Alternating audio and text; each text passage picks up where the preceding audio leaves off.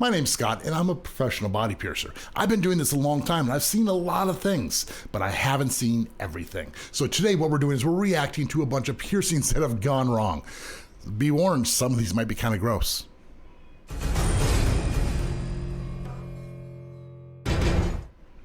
All right, this first one we're looking at is obviously a wrist piercing. Now, typically wrist piercings are done on the other side of the wrist where there's not as many tendons and veins and some serious stuff you need to watch out for. On top of that, this is a surface piercing with straight bars. Come on, people. We need to use surface bars and do it on the right side of the wrist. No chance of healing this up. All right, I love chest piercings. These are also called Madisons. They're supposed to be surface piercings under the clavicle, but it looks like they're in far enough where they could almost be a Madison piercing. Again, surface piercings with straight bars, get real. No chance of healing this up. And yeah, they don't look irritated at all. And we're hanging on by a real thin thread on this surface tragus piercing. Again, using a surface bar allows these types of piercings to have a chance to heal. When you're using a bar like this, no chance. You can see how much red is in the middle, and they weren't even close to having the appropriate size bar, even if it was to try to heal. This is just terrible. Take it out. When you see this little, you are getting a huge, huge scar. All right, so now we are obviously looking at a nostril piercing that is gone bad. There's a huge bump on here. First of all, start with a stud, then you change to the ring when it's healed. With the amount of movement, pulling crusties inside, it's almost inevitable. You're gonna get that bump. So start with the stud. Septum looks like it might be a little low, could be in the right spot. It's kind of hard to tell, but it's the nostril we gotta worry about. When it gets this bad, it's almost worth just taking it out and starting over. Go to a professional. And another low septum piercing. Gosh. If you've never had your septum pierced, when it's done properly, it really doesn't hurt.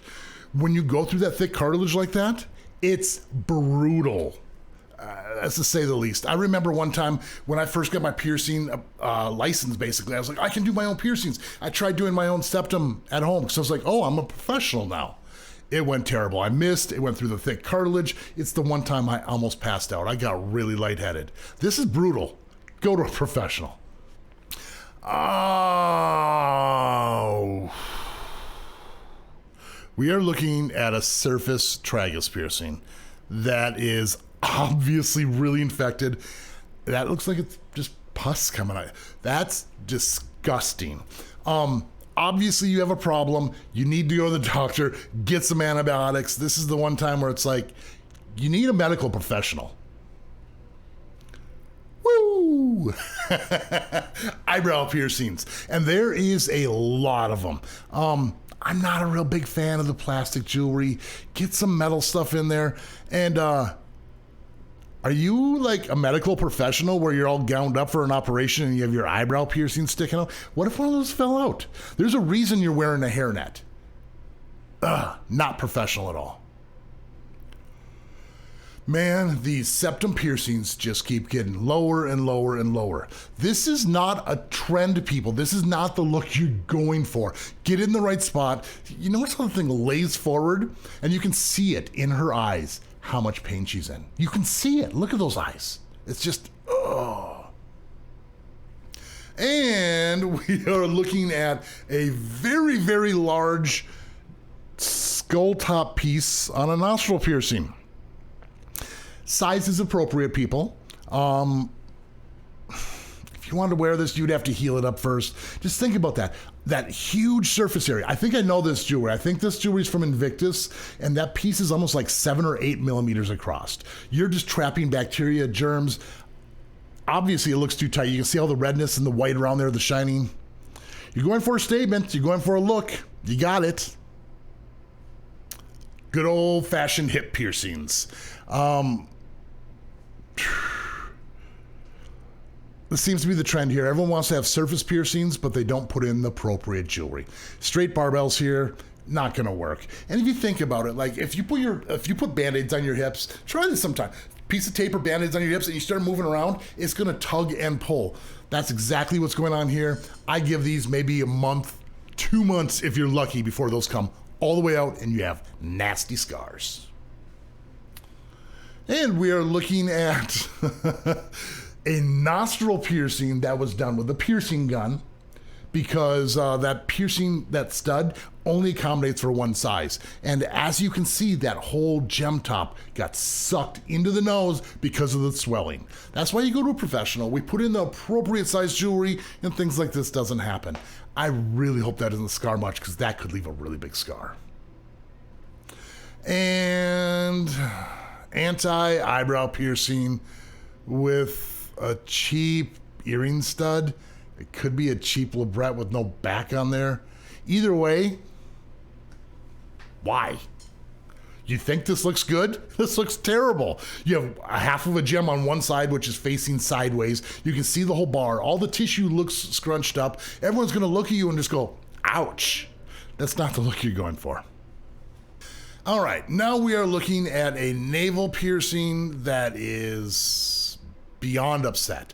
Well, first of all, it looks like you have PTFE in there, which is supposed to be kind of a flexible plastic bar, which I personally hate. I hate PTFE. It doesn't move as much. Crusties stick to it way more. If you're using plastic, was it even sterilized properly? Is that what's going on? Is that what this infection's from? Either way, it looks nasty. Now, the other thing I want to point out, which a lot of you probably didn't notice, is that bottom bead is pressing right up against the belly button. Who here likes their belly button being pressed on all the time? I know I don't. And this is apparently an older meme.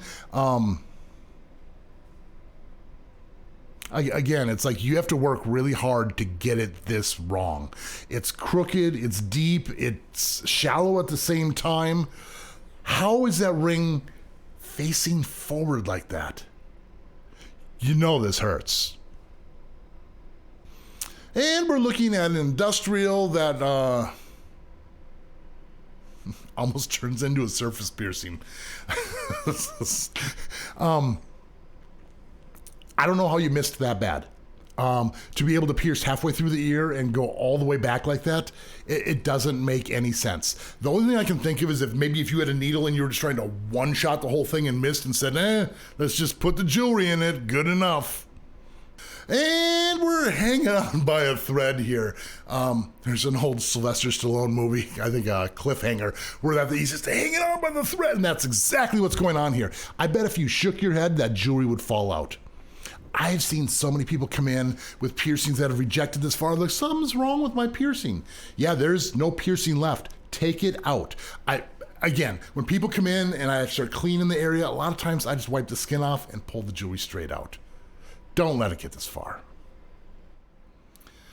Some of these were pretty rough to look at, but I think we need to. We need to see what can really go wrong with these piercings so you can actually find a piercer to do it right. Now, if you enjoy videos like this, let me know in the comments. Make sure you hit that like, hit that subscribe, and of course, keep putting holes in your body. See you on the next video.